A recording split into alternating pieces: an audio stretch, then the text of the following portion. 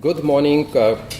We'll talk about 30 minutes this morning about how to protect your brand on the internet and when you try and sell products worldwide. We call it global protection. I'll just go at the beginning about some few organization stuff. That's me. I am a lawyer, an attorney, licensed both in the United States and Canada. I do practice fashion law, which means that I work mainly with fashion designers, fashion bloggers, fashion models. There are some areas where I specialized. I also do what's called complex litigation.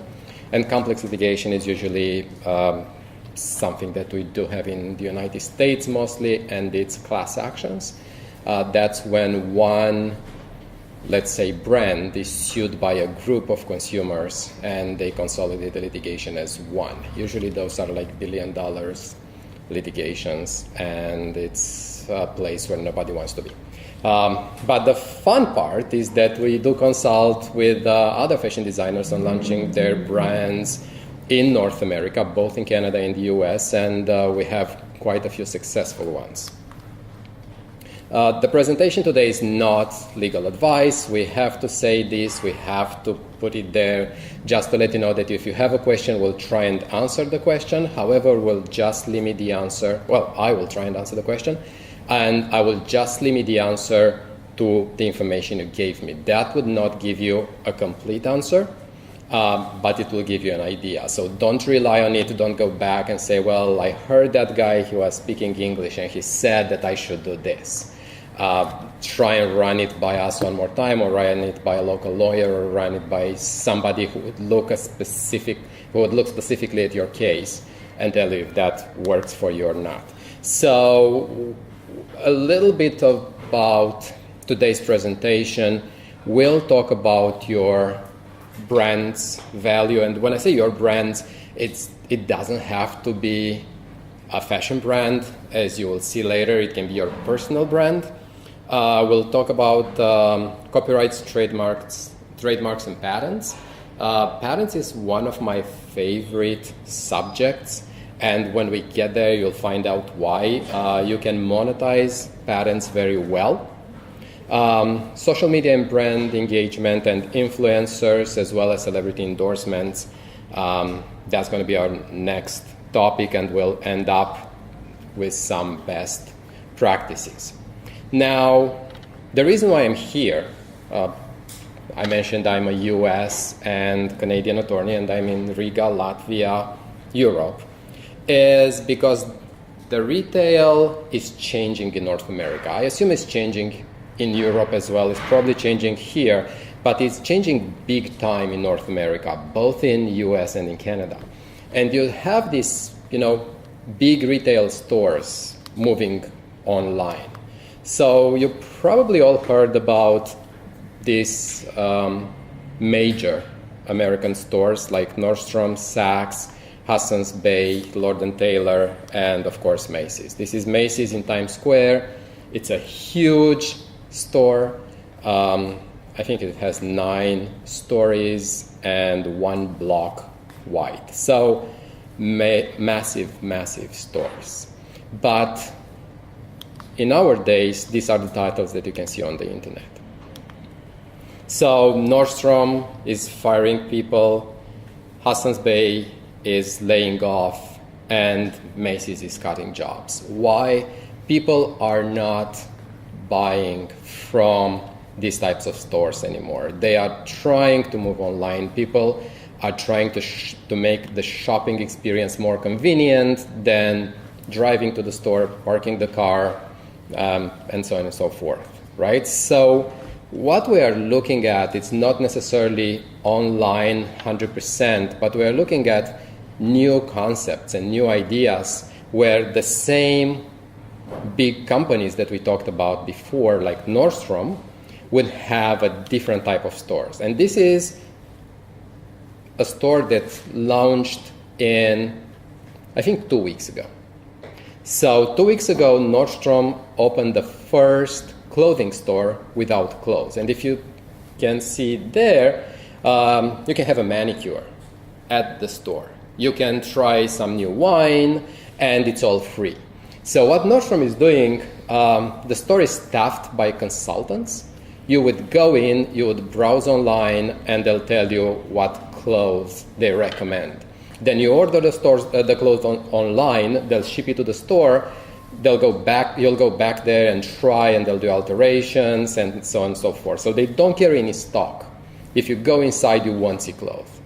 But they welcome you shopping online. And shopping online is a different type of experience because you're not restricted anymore but the brands that Nordstrom is carrying in store. They can sell way more brands because you order these brands online and you shop to the store. So why am I in Latvia? Because Latvian brands can be present in these kind of stores. Again, you don't have to produce and send stock. You can enter into some sort of an agreement with Nordstrom where a Latvian brand will ship a small amount of merchandise or will ship based on the number of orders they receive. Now, you'll ask me, how is it possible? I don't know. This is very new, just opened. I'm not sure how many customers they had yet. It's a new concept. They have great ideas. Macy's is looking at something similar, having local stores with no merchandise to stock.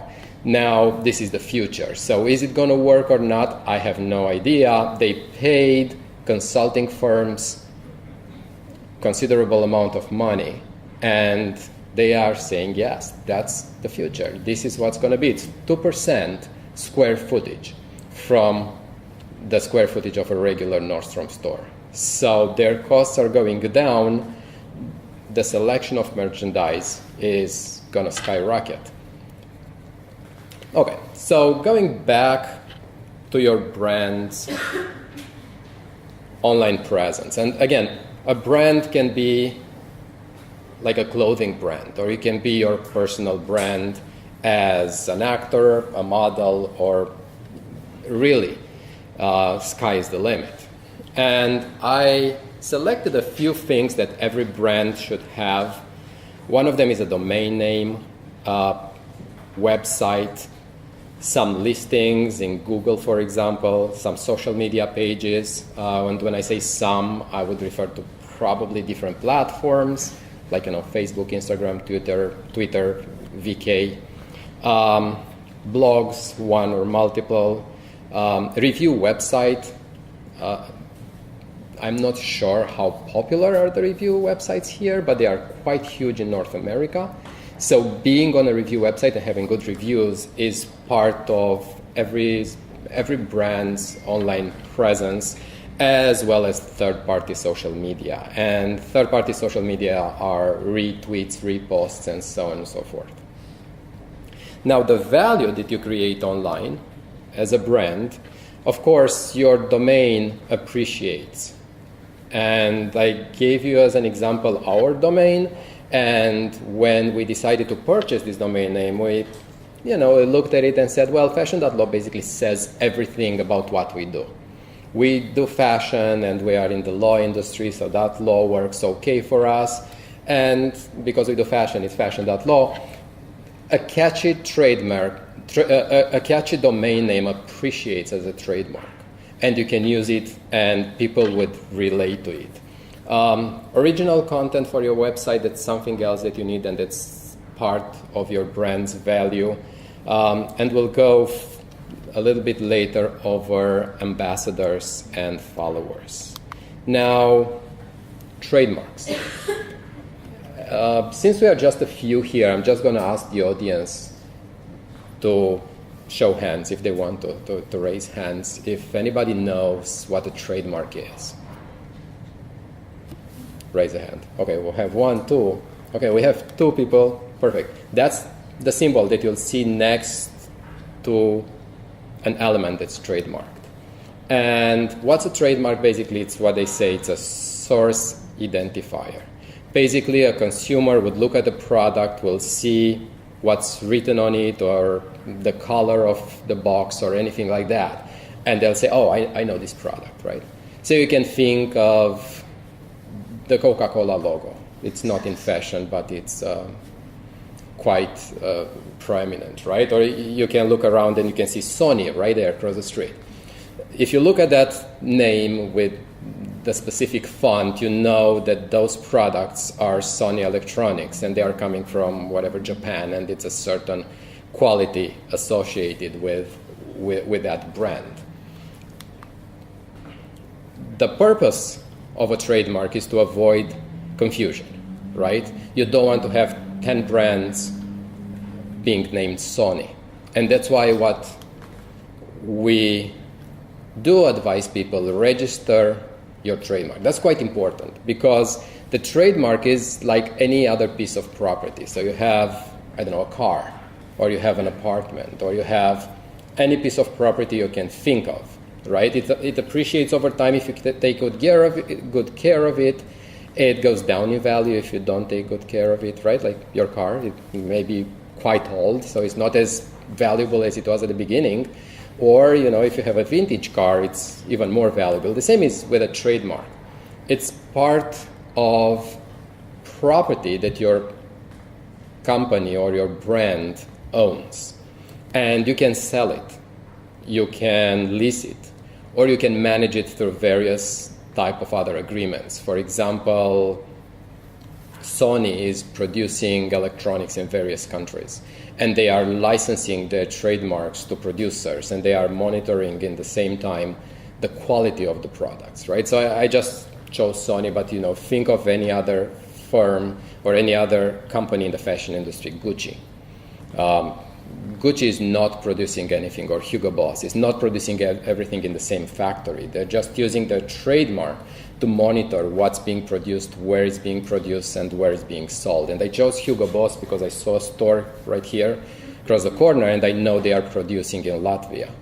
So it's a German brand, and if you go in this store here, you'll see that everything is branded as Hugo Boss, as the German brand, but if you look at the labels, you see made in Latvia. So the way they do it is because they register their trademark and they manage it properly. The registration of a trademark is based on what's called use. You cannot register something that's not yours, or you don't use it. And through the Madrid system, you can register the trademarks in 116 countries as long as you use it in one of them. So let's say you have a small brand which is local and you still want to make sure nobody else registers it in any country you can think of. In the United States, for example, you can register through the Madrid International Trademark System in all the other countries. And sample of trademarks, Donna Karen, for example, and the reason why I put it here because it's a funny story about Donna Karen. That's her name. So Donna Karen trademarked her name in a certain type of characters. The funny story is that she doesn't own it anymore. So she sold the trademark of her name. So right now, in theory, she doesn't own her name because, she sold it. We can go deeper into this, but that's an example of a name that's also the brand. So every one of you can have your name trademark if you intend to use it and if you intend to have your goods or services recognized and attached to your name. And Christian Louboutin, everybody knows about the red sole, right? It was a big litigation in the United States. It's a little bit different than the European registration. In Europe, he registered a certain type of red for the sole. In the US, it's just a red sole. So as long as you produce a shoe in the United States or try to import a shoe in the United States that has a red sole, you have to prove that you are licensed by Christian Louboutin. Right? You cannot produce a red sole with only one exception. And this exception comes from a case where Yves Saint Laurent decided to produce a shoe which is red in its entirety.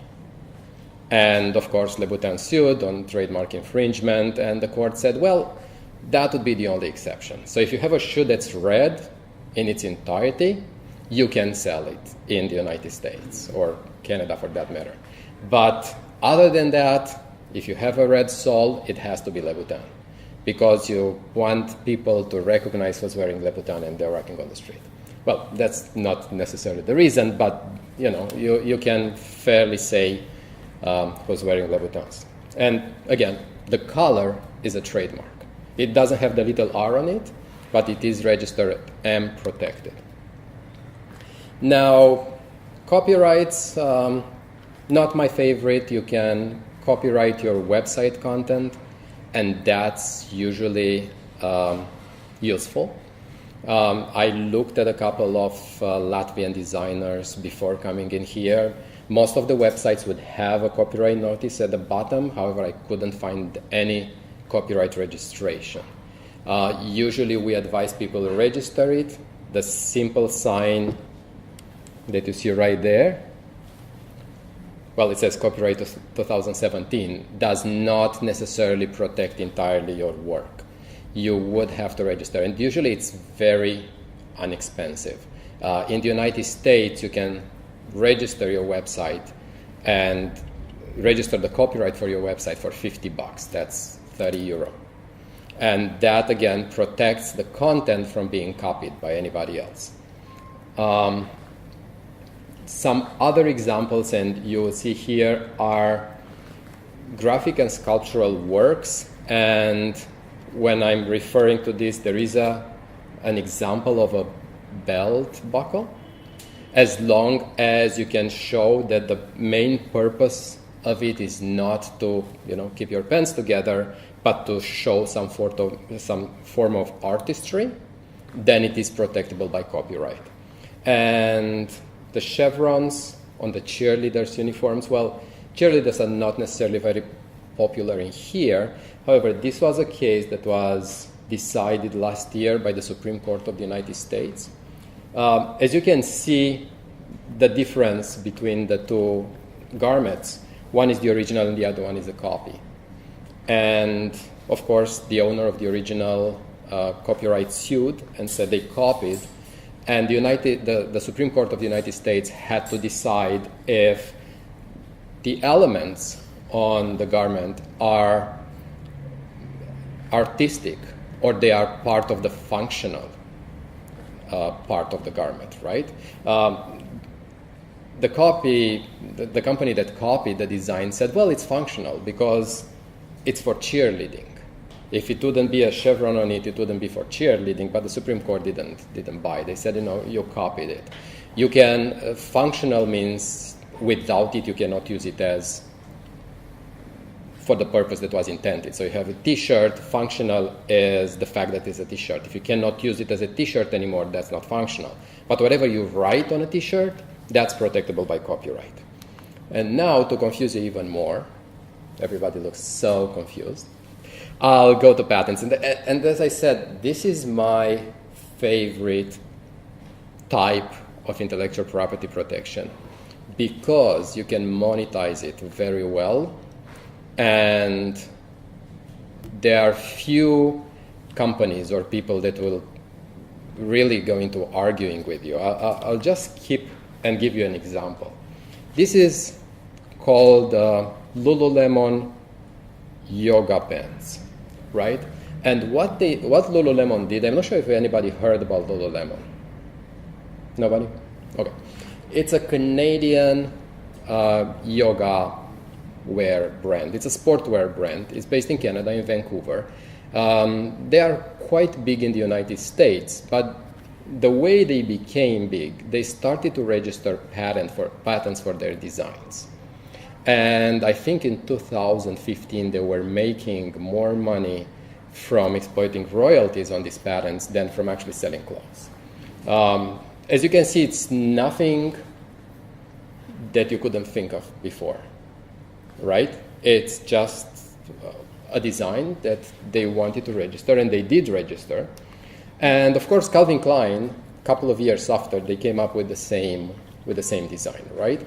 And Lululemon left, didn't say anything for a couple of years. Calvin Klein sold quite a number of pants. And what happened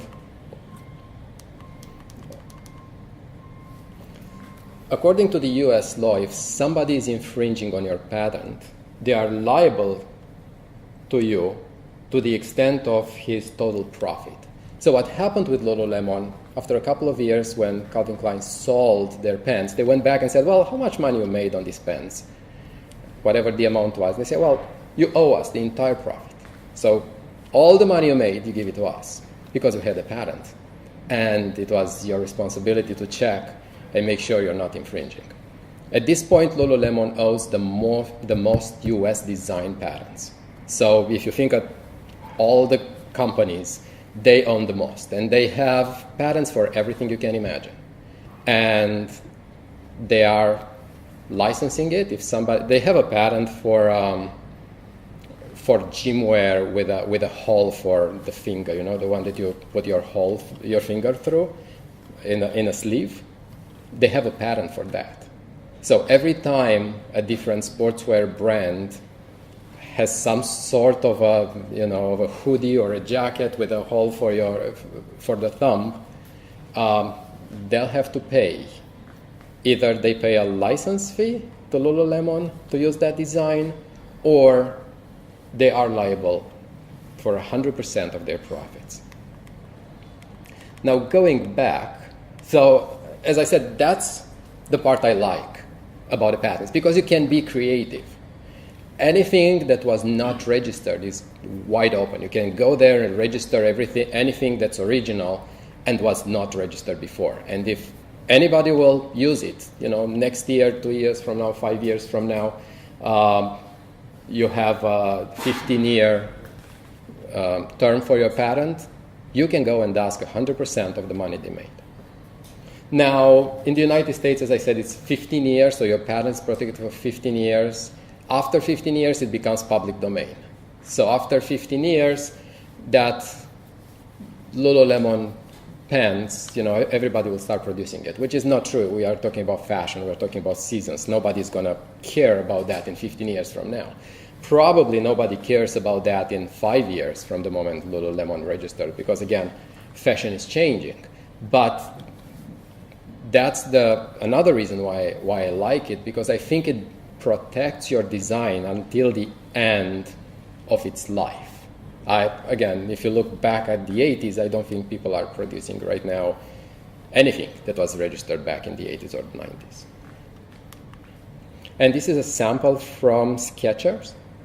So the Skechers register that design and this design as patent designs. And of course, Perry Ellis, we don't know if they got inspired or not.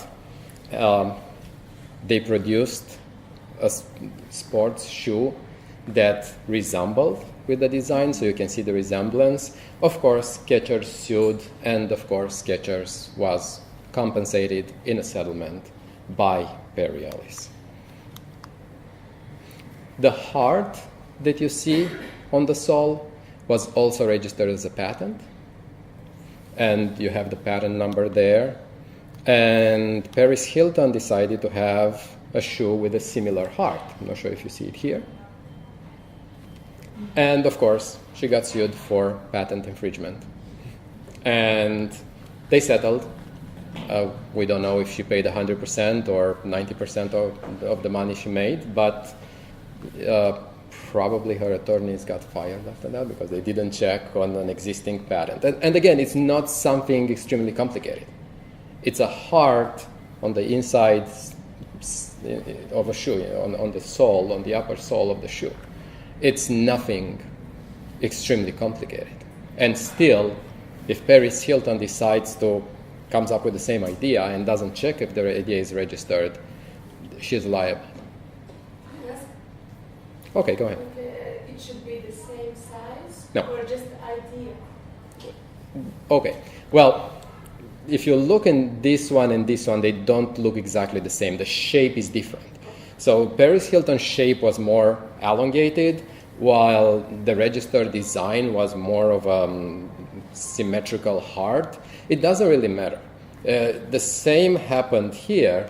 If we go back, if you look, it's not exactly the same idea because the size of these things are not necessarily equal with the size of this.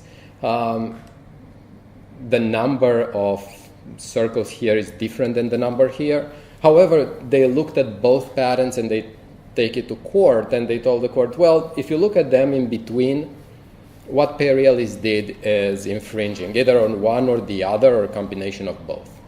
So they were not necessarily in this case able to say, well, they copied exactly that thing, right? They were not able to say they copied this thing. They just said, well, they looked at us and they copied what we created. And that was good enough for the court. I don't have the copies for this, but you can imagine how easy it is to copy this. And again, you don't have the distance in between there doesn't have to be equal or whatever. It's, if you can see here, it's the two stripes are at equal distance. It doesn't really have to be. It has to show somehow that they got the idea from you. And to be honest, searching for trademarks is not easy, right? You have to search, you have an idea. You want to produce something, right? I don't know, you want to put a butterfly on a hat. And then you would have to search, you'd have to go to, let's say you want to sell in the States, and you would have to go and check butterfly and hat. But sometimes it's not as easy, right? You want to see if your specific butterfly is on a hat, and then you would have to see, okay, somebody registered this idea or not. And then if somebody registered the butterfly on a hat, maybe it's a different type of butterfly, or maybe it's a different type of hat. And you have to work with the elements that you have.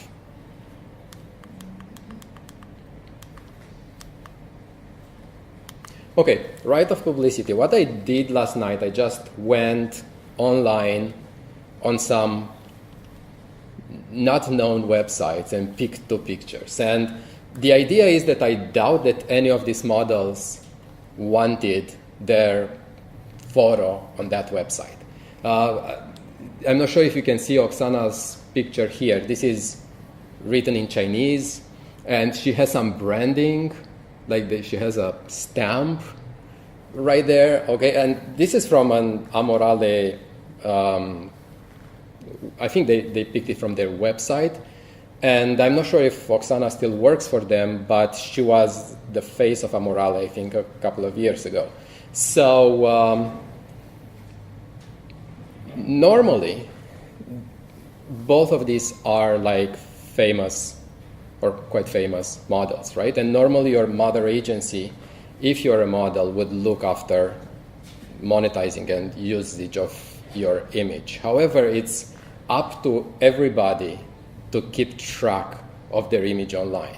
And when I say that, it's quite important to keep an eye on who's using your material, who's using your pictures, regardless which industry you're in.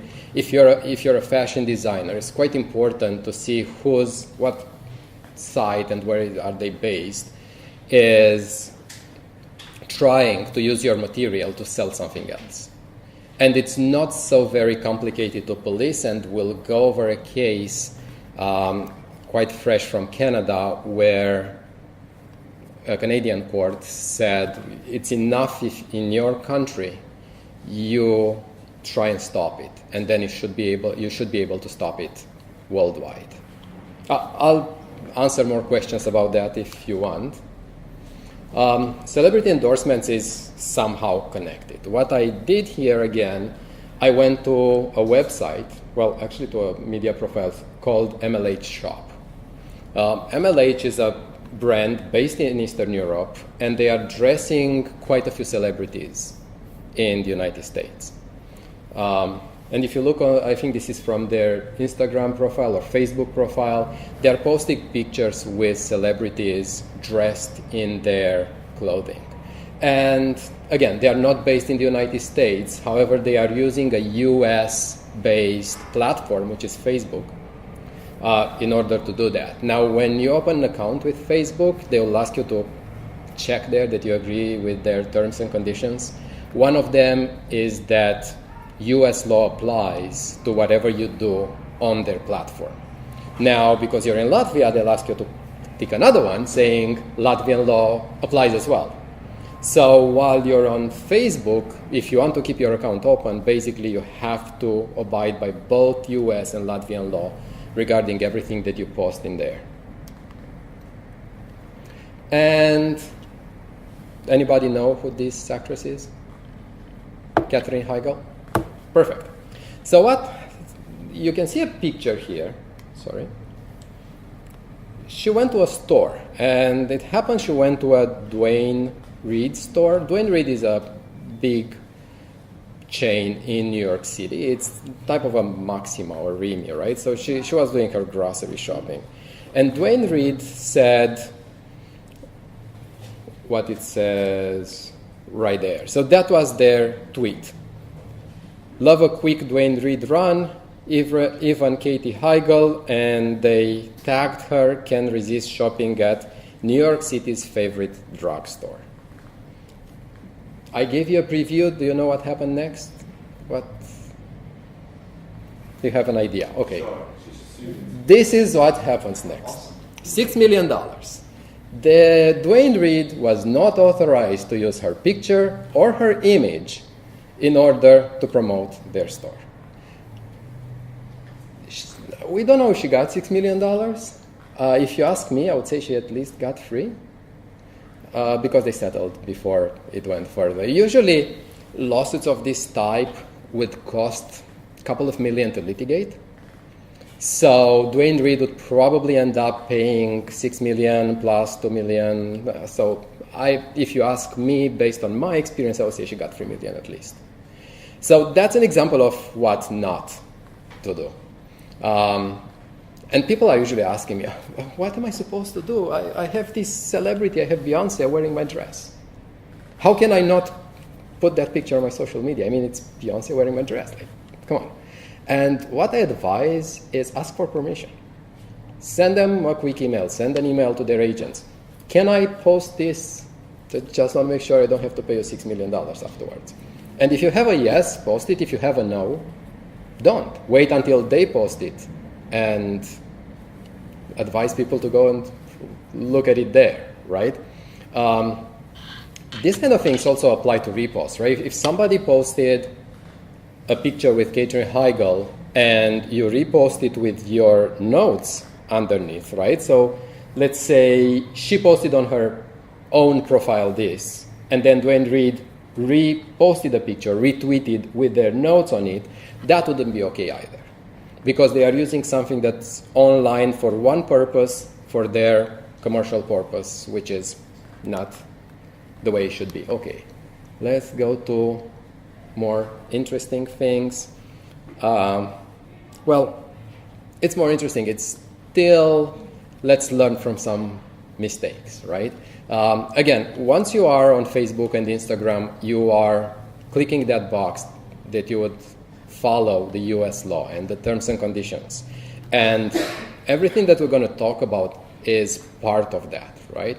And I know that it's going to be a little bit more of a US enforcement procedure, but the principles are the same here, and the principles are those that you have to follow in order to be able to keep your account active, for example. Because closing Facebook account is the easiest thing for Facebook to do if they believe that you infringed on the terms and conditions or US law by that matter. So this is how people are usually engaging in social media, right? They get endorsements, likes, followers, likes again, retweets, reposts, or just simple posts with their product or with their image. And in the United States and Canada, and I think it's quite general for that matter, if you say something online and you advertise for somebody, you have to disclose it. And right now in the United States is a big movement towards a hashtag ad, that's AD, showing that's an ad. Not necessarily the right way, but at least more and more bloggers are using hashtag ad. Now, again, in the United States, speech is protected, which means you can say anything you want to anybody you want, right? You don't like the president, you can go anywhere you want, on TV, in a newspaper, or in a public place, and say, I hate the president. And that's fine, right? But there is one exception, and the exception is commercial speech. If you go and say, buy this product for me, or you do anything commercial-wise, that speech has to be truthful. And I'm not going to go over... By the way, do you have the Bachelorette show in Latvia, or you know what I'm talking about? No. You do? Maybe. Okay. Well, there is a Bachelor/Bachelorette show franchise that originated in the United States. She's one of the winners of the Bachelor contest, and she's saying that she's using Pond's for 10 years, and her skin is so good and perfect, right? What we did, we looked at every single winner of the same contest, so it's a reality show, and everybody's basically using Pond's for 10 years, and their skin is glowing and fine. So the question is, yes, it's commercial speech. They would probably put a hashtag ad somewhere. Well, is it truthful? We don't know, but that's for next time. This is an interesting case. And again, it's just to give you an idea about how things work in the United States. And it's quite late. It's quite old. In 2015, Lord & Taylor, if you remember, it's one of the big department stores, wanted to promote their own label called Design Lab. And, it's targeting women between 18 and 35-year-old, and they used fashion influencers, which means, bloggers and Instagram personalities, to promote this product. So what they did, they chose 50 people. They paid between $1,000 and $4,000 to all of them, to each one of them, to post a picture on Instagram showing themselves wearing the dress. And these are a couple of examples. That's one of them. That's the other one, right? They're wearing the same dress. They got between 1,000 and 4,000. And as a result, they had 11.4 million Instagram users saw the post, and 328,000 brand engagements, right? The dress sold out, needless to say. Everybody wanted the dress. Now, as you can see here, the source for this information is an FTC complaint. Federal Trade Commission is the U.S. regulator for trade and advertising. I'm not sure what's the Latvian equivalent, but again, being the fact that both Lord & Taylor and Instagram were both in the States, FTC had jurisdiction. And these are the bloggers. As you can see, they're all wearing the dress. And they are all saying, that's the best dress I ever had. And none of them is saying, I got $1,000 for it. Or that I got a free dress. Now, what happened in that case? FTC launched a complaint, and Lord & Taylor had to pay a fine. Of course, they settled. We don't know how much the fine was. They were able to keep their Instagram account active because they presented a copy of the settlement agreement to Instagram, and they asked Instagram to allow them to maintain the account. But that's not necessarily the case for everybody. Sometimes brands don't have money to settle. Sometimes FTC, because there are no settlement funds, would move forward with enforcement actions, which can be, fines, closing the Instagram account, and so on and so forth. Now, there is a question here regarding advertising. And, if you're a blogger, do you have to mention every time you have a product on your blog, if you are paid or if you got the product for free? And what FTC is saying, and that's copied from the FTC website, is we don't really care if you paid for the product or not. What we care is what's in your mind. If you really like this product, you bought the product or you received it and you're going to send it back, but you really like it and you're honest, then it's okay, go ahead, advertise or whatever. put your honest opinion there. If you're making some money or you're getting any kind of other benefit, don't. Don't do it, disclose it, put a hashtag or not a hashtag, just let people know this is advertising. They sent me the dress, they gave me $1,000, and that should be enough. Now, some statistics are quite old. However, I believe that the percentage didn't change. It says 1 in 7 recommendation or ratings on social media would probably be fake. And I assume 1 in 7 is still accurate. The reason why I put the 2 Instagram texts in there, as you can see, one of them added hashtag ad. And this is quite recent. We just looked again at the same bloggers from before in 2017. Some of them didn't bother changing it because the FTC complaint was against Lord & Taylor. Some of them added hashtag ad. Now, selling in the United States. That's a topic by itself. I can speak probably for a few hours about what should you do to sell in the United States and how to comply.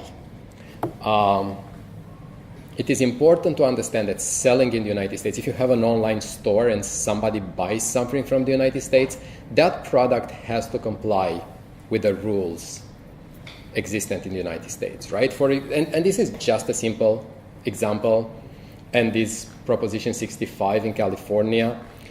Every garment that's to be sold in California has to have this warning on it, right?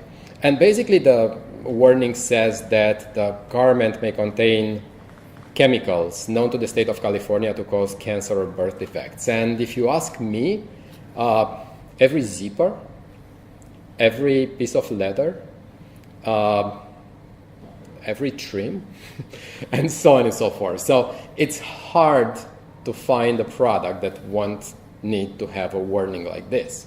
Now your question is, okay, well, California people are weird. They see this warning on everything, so they are used to, right? But how about if I'm putting this warning because I want to sell this product in California and I'm shipping it to Germany and somebody looks at it and says, oh my God, I'm going to wear this sweater and I'm going to get cancer or birth defects, right? Because it says here. And that's an open question. What we usually advise people is try and comply with everything you can. I know it's very bad marketing, putting a warning that this product may cause cancer, or don't sell in California. That's the case I told you about. This is a 2-month-old case, and it happened in the United States. And the reason why I'm telling you about cases is because this is how we create the law in the American, British, Canadian system, right?